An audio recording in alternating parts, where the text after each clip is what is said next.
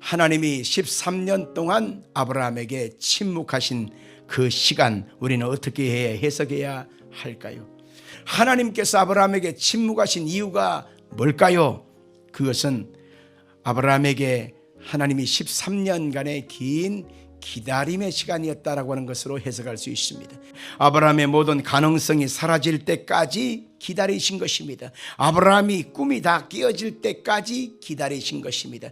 아브라함이 헛된 꿈을 꾸고 인본주의로 행하는 것이 끊어질 때까지 하나님은 13년을 기다리고 있다, 그 얘기인 것입니다. 우리가 하나님 앞에서 행하는 모습도 우리가 늘 이와 같을 때가 있습니다.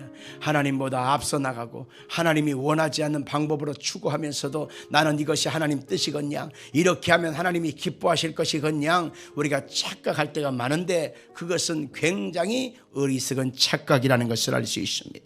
내 힘의 가능성이 사라지고 내 육신의 정욕과 이성의 자랑과 안목의 정욕 따라 살아가고자 하는 이 고집과 혈기와 인본주의가 빠져나갈 때까지 하나님은 오늘도 이제나 처제나 하나님은 기다리고 있다는 사실을 알아야 합니다. 내 힘으로 된 것이 아니야. 이것은 하나님이 하셨어. 하나님이 도와주셔야 돼. 하나님 없이는 되는 일이 없어. 하나님이 역사해 주셔야 돼. 하나님을 바라보는 그러한 온전한 신앙이 되기까지 오늘도 하나님은 여러분 앞에 기다리고 있다는 것입니다. 사람이 애쓰고 노력하고 잔꾀를 부리고 여러 가지 모사와 술수를 통해서 뭔가를 뚫어보려고 예를 쓰지만 여러분 항상 느끼는 것은 그때뿐이라는 것입니다. 그것밖에 안 된다는 것입니다. 더 이상 그것으로는 안 된다는 것입니다. 하나님이 그 술수 방법 인본주의가 깨어질 때까지, 그래서 하나님은 기다리신단 말입니다. 그 방법이 더 이상 통하지 않구나, 하나님의 도우심 외에는 안 된다라고 하는 사실을 고백할 때까지 하나님은 기다리신단 말입니다. 그 몸에서 인본주의가 빠져나갈 때까지 아브라함도 13년이라고 하는 시간이 필요했던 것입니다. 그래서 하나님은 거기까지 기다리신 것입니다. 우리의 모습은 과연 어떻습니까? 우리는 한때는 자신감과 용기로 가득했습니다. 내게 힘이 있으니, 내게 능력이 있으니, 나의 노하우가 있으니, 나의 경험이 있으니, 나에게 준비한 모든 것들이 있으니, 물질이 있으니, 내 뒷배경이 있으니 나는 얼마든지 할 수 있다고 뛰고 달리고 무언가를 하려고 예를 썼지만, 그 모든 것이 꽉 찬 그 주먹 속에 있는 진흙들이 빠져나가는 것처럼 다 나를 떠나가 버리고 말았습니다. 이것 가지고도 안 돼, 저것 가지고도 안 돼. 그러면서 끊임없이 내 마음속에 용기의 근원됐던 것이 다 사라져갈 때에 우리의 마음속에 단념하고 낙심하고 주저앉게 되는 것입니다.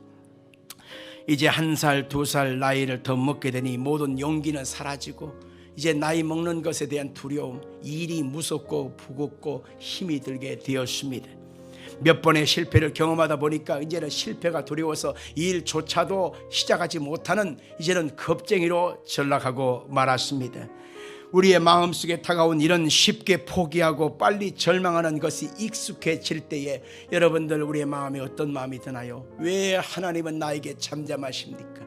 왜 하나님은 나에게 침묵하십니까? 왜 하나님은 가만히 계시나요? 나는 뭐예요? 라고 하는 그러한 외마디 비명을 지르게 됩니다. 그런데 여기서 꼭 기억해야 될 일은 바로 그 순간이 축복의 시간이라는 것입니다. 그 순간이 하나님의 기회의 시간인 것입니다. 그 순간이 하나님이 역사하시는 새로운 일을 하시는 시간이라는 사실을 믿기를 예수님으로 축원합니다. 사람은 완전한 사람은 없지요. 노력한다고 되는 것도 아닙니다. 사람은 늘 불안한 존재입니다. 그만큼 사람은 연약한 것입니다. 그래서 사람은 하나님의 손을 잡아야 합니다. 하나님의 손이 함께하면 다시 일어설 수가 있는 것입니다. 하나님의 손이 나를 떠나지 아니하면 어떤 상황도 우리는 뚫고 나갈 수가 있는 것입니다. 우리의 완전함이 아니라 하나님의 손이 완전한 것입니다.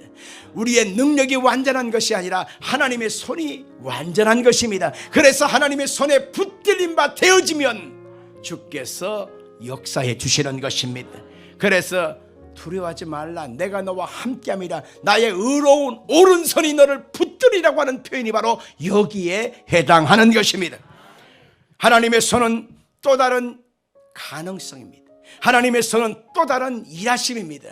내 상황 속에 지금 하나님이 아무것도 보여주지 않고 아무것도 들려주지 않고 아무것도 잡혀지지 않는다고 해서 낙심할 것이 아니라 하나님의 손이 나를 붙들고 있다고 하는 사실만 우리가 믿어진다면 그 손은 오늘로 일하시는 손이 되어주시는 것입니다.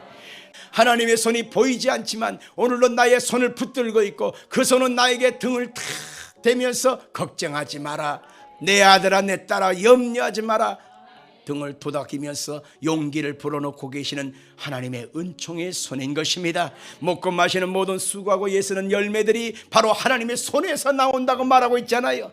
그 손이 나의 능력이 되어주시면 우리는 승리할 수 있는 것입니다. 여러분 속에 자신감이 사라지고 내가 애썼던 모든 성과가 무너져 내리고 내가 꿈꿨던 것이 불가능으로 느껴질 때에 하나님이 나를 떠난 것이 아니라 하나님의 손은 오늘도 보이지 않지만 나를 위해서 새로운 길을 준비하고 계신다는, 새로운 열매를 맺고 계시는다는 것입니다. 그 침묵은 하나님의 영광을 아름답게 드러낼 수 있는 새 희망의 순이라는 사실을 믿기를 예수님으로 축원합니다. 하나님이 보이지 않는다고 해서 안 보이는 것이 아니라 침묵하고 계신다고 해서 하나님이 없는 것이 아니라 그 하나님은 오늘도 여러분에게 일하고 계십니다. 좋은 일을 계획하고 계십니다. 그 과정 속에 있다는 사실을 믿고 나는 하나님을 기대합니다. 전능하신 하나님을 믿습니다.